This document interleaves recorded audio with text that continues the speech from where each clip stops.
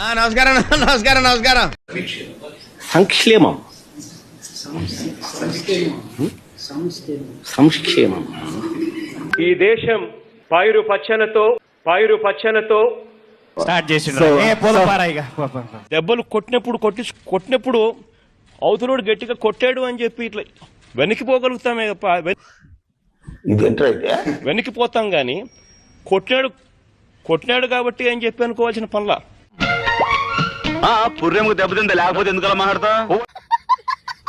KG ఉల్లిగడ్డ potato ఉల్లిగడ్డనే అంటారు కదా.